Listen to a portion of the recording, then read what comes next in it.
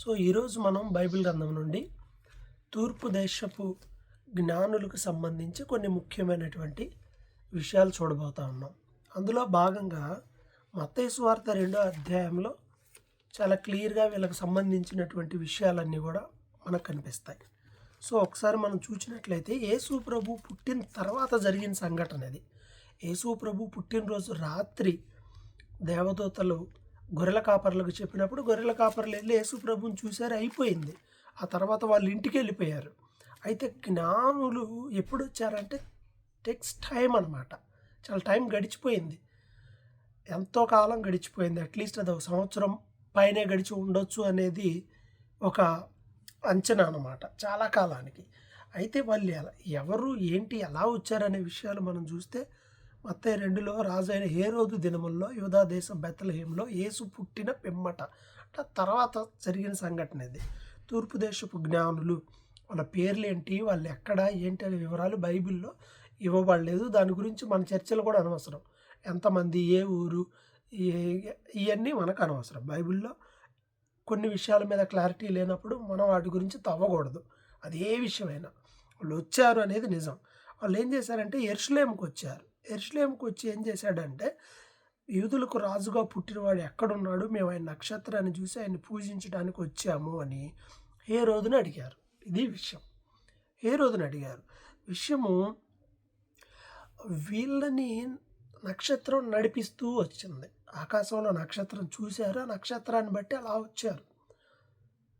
ఖగోళ శాస్త్రం అనేది ఒకటి ఉండింది.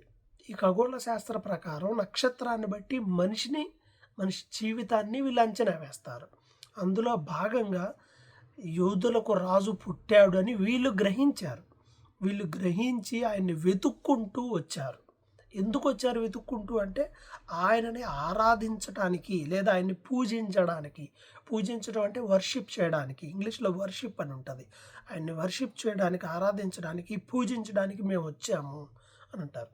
మనం యేసుని ఎందుకు చూడాలి, ఆరాధనకి ఎందుకు వెళ్ళాలంటే ఆయన కలుసుకోవడానికి, ఆయన ఆరాధించడానికి వెళ్ళాలి. అలా కాకుండా ఫార్మాలిటీగా మనం చేసే దేని వలన ప్రయోజనం ఉండదు. ఫార్మాలిటీస్ వద్దు ఎక్కడ, ఏ విషయంలో. స్పిరిచువల్గా ఏదైనా చేయాలి.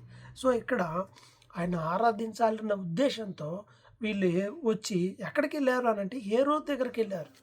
ఎందుకంటే వాళ్ళు ఒక జ్ఞానులు కదా, వీళ్ళకి దేవుడు తెలియదు, ధర్మశాస్త్రం లేదు, వాక్యం తెలియదు.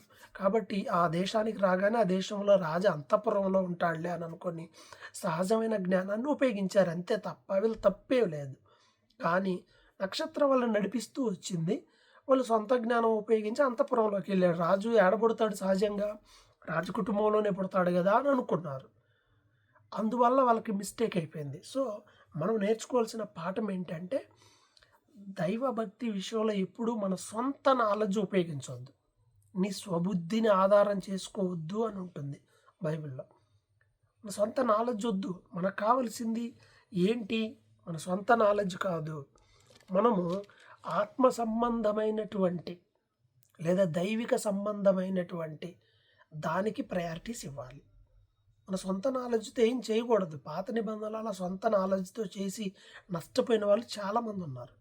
సొంత నాలెడ్జ్తో వేరే ఒక అగ్ని అర్పించారు బలిపీఠం దగ్గర, అక్కడే మందిరంలో చనిపోయారు అహరోను పిల్లలిద్దరు. సొంత జ్ఞానంతో దావీదు మోత కర్రలు పెట్టి మందసాన్ని మోయాల్సింది బండి మీద పెట్టి ఊరేగించుకుపోయాడు. మందసం ఎద్దు కాలు జారింది, మందసం కింద పడిపోతుందని పట్టుకున్నాడు, ఉజ్జా చనిపోయాడు. సొంత నాలెడ్జ్ ఇదంతా. ఈ సొంత నాలెడ్జ్ వల్ల నష్టాలు జరుగుతాయి. ఇంతే కదా, ఇదే కదా. ఇవన్నీ వద్దు. తొందరపడి సొంత పెత్తనాలు చేయకూడదు. భక్తిలో బైబిల్కి అనుకూలంగా ఉందా నేను చేసేది, దేవుడు చెప్పేది వాక్యానుసారంగా ఉందా లేదా, ఇలాగ మనం భక్తి చేయాలి. జ్ఞానులు సొంత మార్గంలో అప్పుడు దాకా నక్షత్ర మార్గంలో నడిచారు. ఇక్కడ రాగానే సొంత ఇంకేముంది, ఇంకా రాజు ఏడే ఉంటాడులే. ఎన్నిసార్లు మన భక్తి జీవితంలో సొంత ఆలోచనని అప్లై చేసి నష్టపోయి ఉంటారు.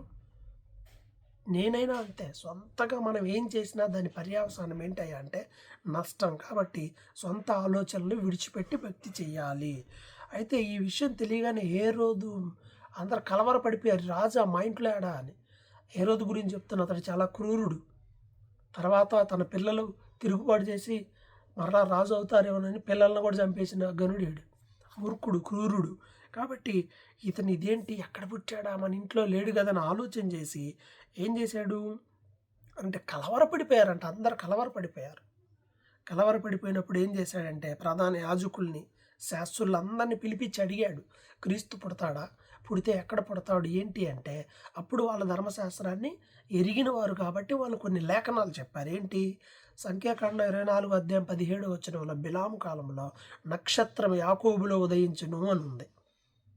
అవును, యేసు ప్రభు పుడతాడు, మెస్సయ్య పుడతాడు. అలాగే ఎక్కడ పుడతాడయ్యా అని అంటే మీకా గ్రంథం 5:2 యూదా దేశపు బెత్లెహేమా, నువ్వు యూదా ప్రధానులు అల్పమైన దానివి కాదు, ఇశ్రాయేలుని పాలించే అధిపతి నీలో నుండి పుడతాడని మీకా ముందే ప్రవచించాడు. బెత్లెహేము అని కూడా చెప్పాడు. ఈ రెండిటిని బట్టి వీళ్ళు చెప్పిన మాటను బట్టి ఎవరు చెప్పారు, హేరోదుకు తెలియదు.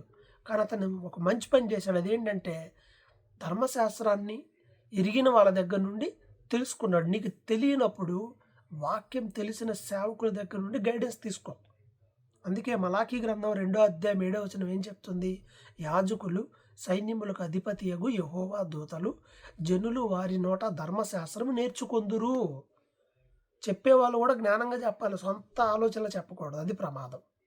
మలాకీ 2:7 ఉంటుంది. కాబట్టి ఈ విధంగా వాళ్ళ ద్వారా గైడెన్స్ తీసుకొని చివరికి జ్ఞానులను రహస్యంగా పిలిపించి అతను బెత్లెహేములో పుడతాడని లేఖనాలు చెప్తుంది, మీరు వెళ్ళండి, ఇది చిన్నదేం కాదుగా, ఇప్పుడు ఎన్ని ఇళ్లలో ఉంటాడో తెలియదు కదా, మీరు ఎలా వచ్చారో మీరు వెళ్ళి మీ ప్రయత్నం మీరు చేసి కనుక్కొని నాకు కూడా చెప్పండి, నేను కూడా ఆయన ఆరాధిస్తాను అని చెప్పి అసలు మీకు ఎప్పుడు నక్షత్రం కనపడింది, ఎంతకాలం అయిందని మొత్తం అన్నీ క్లియర్గా కనుక్కున్నాడు. కనుక్కుంటే చివరికి ఏమైంది అంటే ఒక కాలం అనేది చెప్పారు. అందువల్ల దాన్ని బట్టి అతను ఒక అంచనా వేసుకున్నాడు, నేను కూడా వచ్చి ఆయన ఆరాధిస్తాను, ఒకవేళ నాకు గనుక దొరకపోతే చంపేస్తాను, అసలు ఒక్కడిని కాదు పిల్లల మొత్తాన్ని చంపేస్తానని. 2 సంవత్సరాల్లో పిల్లలు చంపాడంటే 1 సంవత్సరం పైబడిన కాలం అయి ఉండొచ్చు అని అంచనా వేశాడు. వీళ్ళు ఎప్పుడో వచ్చారు. సర్లేని వీళ్ళు హేరోదు మాట విని అలా బయలుదేరి బెత్లెహేముకి వెళ్తూ ఉన్నప్పుడు ఫస్ట్ వాళ్ళని నడిపించిన నక్షత్రం ఏదైతే ఉందో మరలా తిరిగి ఆ నక్షత్రం వాళ్ళని నడిపించింది. ఎప్పటిదాకంటే యేసు ప్రభు ఉన్న ఇంటి దాకా తెచ్చింది. అబ్బా, అసలు ఇంకా గూగుల్ మ్యాప్ పెట్టుకొని వచ్చినట్టే. ఎంత గైడెన్స్, దేవుడు నడిపించేవాడు. నీకు అర్థం కాకపోతే దేవుడు అడుగు, ఆయన నడిపిస్తాడు.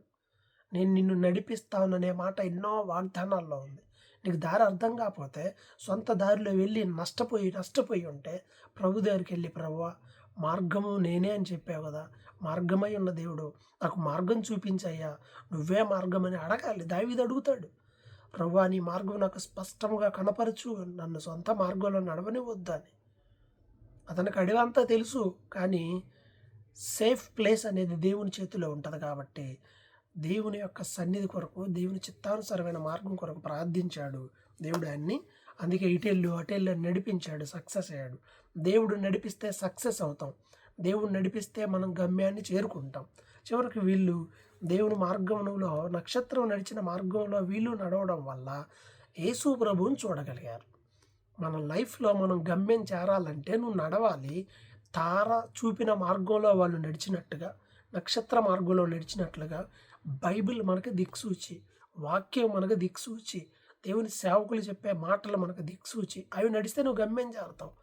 ఇప్పుడు ఇంకొంతమంది ఉన్నారు, ఏముందిలే మేము ఇలా వెళ్ళినా గమ్యం చేరతారు, ఎటు చేరతావో తెలియదు. దారి తప్పిపోతే సొంత జ్ఞానం ఉపయోగిస్తే నష్టపోతావు. ఇది ఈ విషయంలో దేవుడికి చెప్పేది ఏముంది, ఈ విషయం గురించి ప్రేయర్ చేసింది ఏముంది అని అనుకోమాకండి. మీరు ముందుకు వెళ్ళాలి అనంటే గైడెన్స్ చాలా అవసరం, బైబిల్ గైడెన్స్ అవసరం, దాన్ని తీసుకోండి. సేవకులది అవసరం, తీసుకోండి. అది మీకు ప్రయోజనకరంగానే ఉంటుంది, కానీ నష్టం ఇంకా మాకు తెలుసులే మేము సెటిల్ అయిపోయామని అనుకుంటే తిరగడం పెద్ద విషయం ఏం కాదు. పర్లేదులే మంచి జీతం వస్తుంది, పర్లేదు బాగానే ఉన్నాం, ఇంకంతా ఓకేలే అని అనుకొని నక్షత్రాన్ని వదిలిపెట్టిన జ్ఞానులా కొంతమంది తిరుగుతుంటారు. మాకెవరితో పని లేదులే, ఇంకా అయిపోయిందిలే మేము సెట్ అయ్యామని. కథ మొత్తం మార్చేస్తాడు, జాగ్రత్త, స్టోరీ మారిద్ది. కాబట్టి జాగ్రత్తగా ఫాలో అవ్వాలి. వీళ్ళు నక్షత్రాన్ని ఫాలో అయ్యారు. చివరికి యేసు ప్రభు ఉన్న మార్గంలో ఎగ్జాక్ట్గా ఇంటికే వచ్చినప్పుడు 10వ వచనంలో నక్షత్రాన్ని చూసి అత్యానంద భరితులై చివరికి ఆ ఇంటిలోకి వచ్చి ఏం చేశారంటే అందరినీ చూశారు. మరియా ఉన్నారు, శిశువు ఉన్నారు. అయితే వీళ్ళు ఎవరిని ఆరాధించారంటే యేసుని ఆరాధించారు, ఆయన్ని పూజించారు. వర్షిప్, ఆరాధించాలి. మనం ఆయనకు లోబడి ఉండడమే, ఆయన చెప్పిన మాట ప్రకారం జీవించడమే ఆరాధించడం. తర్వాత పెట్టెలు విప్పి కానుకలు ఇచ్చారు. బంగారం, సాంబ్రాణి బోలం. బంగారం రాజరికానికి గుర్తుగా ఉంది. సాంబ్రాణి సువాసనకు అది సింబల్. బోళము తన జీవితంలో తను ఎదుర్కోబోయే చేదు విషయాలకి ఇది సాదృశ్యం. చూడండి, యేసు పుట్టినప్పుడు బోళం ఇచ్చారు, యేసు చనిపోయినప్పుడు సిలువలో కూడా బోళం కలిపిన వాటర్ ఇచ్చారు. సో ఈ మూడు సాదృశ్యాలుగా ఉన్నాయి. వాటి గురించి మనం నెక్స్ట్ చూద్దాము. సో ఈ విధంగా వాళ్ళు కానుకలు సమర్పించారు. క్రిస్మస్ అంటే కానుకల పండగ. అంటే ఏంటి? దేవుడు తన కుమారుని కానుకగా ఈ లోకానికి పంపించాడు. ఆయనే పెద్ద గిఫ్ట్ మనకి. సో ఈ క్రిస్మస్ టైంలో మనము దేవుడు మనకి ఇచ్చిన గిఫ్ట్ని బట్టి ప్రభువుని గణపరచాలి. సో ఈ జ్ఞానులు ఏం చేశారు అంటే యేసును ఆరాధించారు. యేసును ఆరాధించి కానుకలు అర్పించి మరలా తిరిగి వెళ్ళడానికి రెడీ అయ్యారు. సో మనం ఏం చేయాలంటే ఆరాధించాలి, ప్రభువుని ఆరాధించాలి. లైఫ్లో ఆయన కానుక ఇవ్వాలి. ఏమి ఇవ్వగలం? వాటి గురించి నేను నెక్స్ట్ మాట్లాడతాను. సో ఇక్కడ వాళ్ళు తిరిగి వెళ్ళాలనుకున్నప్పుడు మరలా దేవుడు వాళ్ళని గైడ్ చేశాడు. ఆ రాత్రి దేవదూతలు ప్రత్యక్షమై ఈ హేరోదు శిశువుని చంపాలనుకుంటున్నాడు, ఈ మార్గంలో వెళ్ళొద్దు, వేరే మార్గంలో వెళ్ళండి అని చెప్పినప్పుడు వాళ్ళు వేరే మార్గంలో వెళ్ళిపోయారు. వీళ్ళ గైడెన్స్ చూడండి, వీళ్ళ మార్గాన్ని దేవుడు నడిపిస్తున్నాడు. అందుకే వాళ్ళకి మంచి జరిగింది. వీళ్ళ మార్గాన్ని ఎవరు గైడ్ చేస్తున్నారు? దేవుడు. మనం ఏమనుకుంటే మనకు నచ్చిన మార్గంలో వెళ్ళిపోతాం. నాకు కూడా అనిపించింది, నేను యుఎస్ వెళ్ళాలనుకున్నా, అసలు అమెరికా వెళ్ళాలనుకున్నా. నా మార్గం డైవర్ట్ అయ్యి యూకే వచ్చాను. ఇక్కడికి వచ్చాక మళ్ళీ యుఎస్కి ఆఫర్ వచ్చింది. మరలా ఇంకా ఇక్కడే చాలా అవకాశాలు ఉన్నాయి. నేను ఈ అవకాశాలన్నీ తీసుకోదలుచుకోవాలా, ప్రార్థన చేసుకొని దేవుని చిత్తం ఏంటో దాని ప్రకారమే మనం ముందుకు వెళ్ళాలి. మన మార్గాలు మనకు నష్టాన్ని కూడా కలుగు చేస్తూ ఉంటాయి. కాబట్టి జ్ఞానులు దేవుని మార్గాన్ని ఫాలో అయ్యారు, వేరే మార్గంలో వెళ్ళిపోయారు. వెళ్ళిపోవడం వల్ల రాజు కోపం వచ్చి చంపాలని చూశాడు. ఈ క్రమంలోనే లేఖనం ఇర్మియా గ్రంథం 31:15 ఇర్మియా 31:15 ఉన్న లేఖనం నెరవేరింది హేరోదు ఆ పిల్లల్ని చంపడం ద్వారా. సో జ్ఞానులు అలా వెళ్ళటం వల్ల ఎంతమంది పిల్లలు చనిపోయారనడానికి లేదు, ఆల్రెడీ జరుగుతుంది, ముందే చెప్పబడిన లేఖనం ఇర్మియా 31:15. కాబట్టి ఈ విధంగా తప్పించబడ్డాడు. యేసు ప్రభు కూడా చిన్నప్పుడు ఐగుప్తు వెళ్ళిపోయారు. హోషేయ 11:1 ఉంటుంది, నా కుమారుని ఐగుప్తులోండి పిలిచానని ఒక లేఖనం ఉంటుంది. అది నెరవేర్చబడాలి. అందుకే అలా వెళ్ళి మరలా తిరిగి వచ్చారు. ఆయన ఇంక అక్కడేం లేడు. కాబట్టి ఇక్కడ జ్ఞానుల విశ్వాసాన్ని మనం ఆలోచన చేస్తే వాళ్ళు తమకు తెలిసిన నాలెడ్జ్లో జాగ్రత్తగా ఒక దశ దాకా అడిగేశారు, రెండో దశలో ఫెయిల్ అయ్యారు. మరలా తిరిగి ఆ తారను అనుసరించి వాళ్ళ జ్ఞానాన్ని విడిచిపెట్టి ఆ స్టార్ని ఫాలో అయ్యారు. ఇక్కడ ఎందుకు క్రిస్మస్ టైంలో స్టార్ పెడతారంటే జీసస్ క్రైస్ట్ ఈజ్ హియర్ అని అర్థం, యేసు ఇక్కడ ఉన్నాడు అని అర్థం. మనం కూడా స్టార్లు పెడుతున్నాం, మరి ఇంట్లో ప్రభు ఉన్నాడు అని. ఉన్నాడా? గొడవలు ఉంటున్నాయా? సమస్యలు ఉంటున్నాయా? దేవునికి విరోధమైన ఉంటున్నాయో మనం ఆలోచన చేసుకోవాలి. కాబట్టి జ్ఞానుల వలె గుర్తించి దేవుని వెంబడించడం అనే మంచి లక్షణాన్ని నేర్చుకోవాలి. సొంత జ్ఞానం ఉపయోగించకూడదనే పాఠాన్ని నేర్చుకోవాలి. లోకంలో జ్ఞానం ఉంది. యాకోబు తన పత్రికలు అంటాడు కదా, 2 రకాల జ్ఞానాలు ఉన్నాయి. ఒకటి దయ్యముల జ్ఞానము, రెండవది దైవికమైన జ్ఞానం, పైనుండి వచ్చే జ్ఞానము. యాకోబు పత్రిక 3వ అధ్యాయంలో ఈ మాట మనకి కనిపిస్తుంది. యాకోబు పత్రిక 3వ అధ్యాయం 15వ వచనంలో ఈ జ్ఞానాల గురించి రాయబడింది. కాబట్టి దైవికమైన జ్ఞానాన్ని కలిగి ఆత్మ సంబంధంగా జీవించాలి. దైవిక జ్ఞానం ఎలా వస్తుంది? యెహోవా యందు భయభక్తులు కలిగి ఉంటుంటే జ్ఞానమునకు మూలం. జ్ఞానము గలవాడు ఇతరులు రక్షిస్తాడు. జ్ఞానము గలవాడు విని పాండిత్యాన్ని అభివృద్ధి చేసుకుంటాడు. జ్ఞానం గలవాడు నోరు మూసుకొని ఉంటాడు, తొందరపాడు. సామెతలు ఎన్నో ఉన్నాయి జ్ఞానం గురించి. సో సామెతలు చదివితే మంచి జ్ఞానం కూడా వస్తుంది.